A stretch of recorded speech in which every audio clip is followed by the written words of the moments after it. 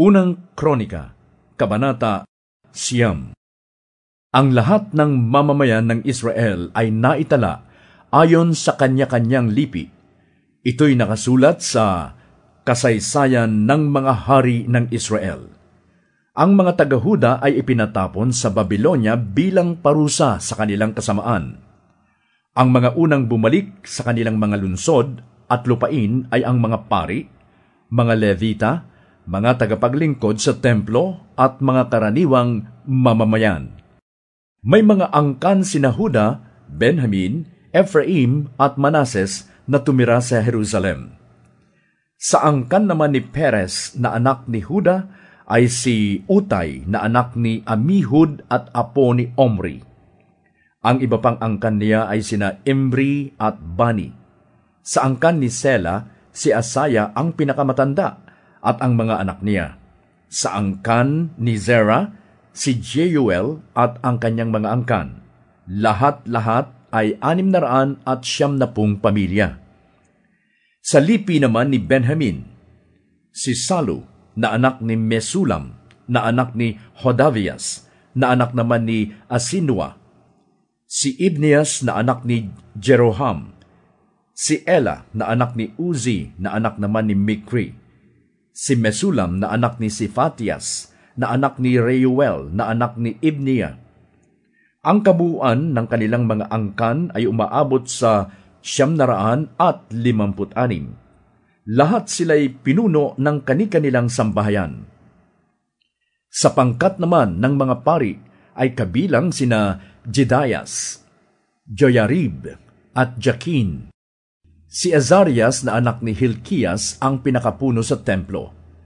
Ang mga ninuno niya ay sina Zadok, Meraiot at Ahitob. Kasama rin si Adaya na anak ni Jeroham at apo ni Pashur na anak ni Malkias. Anak ni Malkias si Masay at apo ni Adiel. Ito'y anak ni Jazera na anak ni Mesulam na anak ni Mesilemit na anak ni Immer. Ang mga ito'y pinuno ng kani-kanilang sambahayan, pawang may kakayahan sa paglilingkod sa templo at ang bilang nila ay umaabot sa 1,760. Ito naman ang listahan ng mga Levita. Sa angkan ni Merari ay si Simaya na anak ni Hasub at apo ni Azrikam na anak naman ni Hashabias. Kabilang din sina Bakbakar, Heres at Galal. Si Matanias ay anak ni Mika na anak ni Zikri na mula sa angkan ni Asaph. Sa angkan ni Jeduthun ay kabilang si Obadias na anak ni Simaya at apo ni Galal, at si Berekias na anak ni Asa at apo ni Elkana. Sa mga nayon ng Netofa sila naninirahan. Ang mga bantay sa pinto ng templo ay sina Salum, Akub, Talmon at Ahiman. Ang pinuno nila ay si Salum. Sila ang bantay sa pintong pasukan ng hari sa gawing silangan ng templo at dating bantay sa kampo ng mga anak ni Levi. Si Salum ay anak ni Korah at apo ni Ebiasaph na anak ni Korah. Kasama nila ang iba pang mula sa angkan ni Korah. Sila ang nakakaalam sa pagpasok sa templo, gaya ng kanilang mga ninuno noong sila pa ang namahala sa kampo. Si Phinehas na anak ni Eleazar ang tagapamahala nila noon at pinapatnubayan siya ni Yahweh. Si Zacarias na anak ni Meselemias ang bantay pinto sa toldang tipanan. Ang lahat ng bantay pinto ay umaabot sa 212. Sila'y kabilang sa listahan ng kani-kanilang nayon. Si David at ang propetang si Samuel ang naglagay sa kanila sa tungkuling ito sapagkat sila'y mapagkakatiwalaan.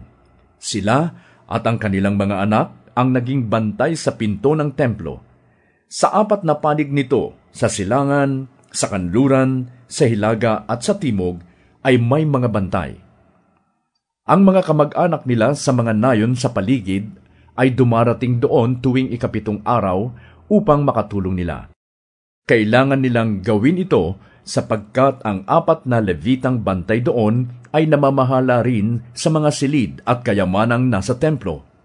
Doon na sila natutulog sa templo, sapagkat sa kanila ipinagkatiwala ang pangangalaga at pagbabantay niyon.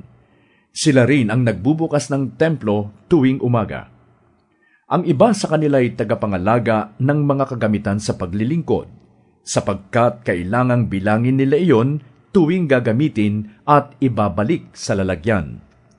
Ang iba naman ay nangangalaga ng mga kasangkapan. Ang iba naman ay sa mga kagamitan sa paglilingkod, tulad ng pinong harina, alak, langis, insenso at mga pabango. At ang iba pa ang tagatimpla ng mga pabango. Isa sa mga Levita na mula sa angkan ni Korah, si Matitias na panganay ni Salum, ang tagagawa ng manipis na tinapay. May ilan pang mula sa angkan ni Kohat ang tagaayos naman sa mga tinapay na handog tuwing araw ng pamamahinga.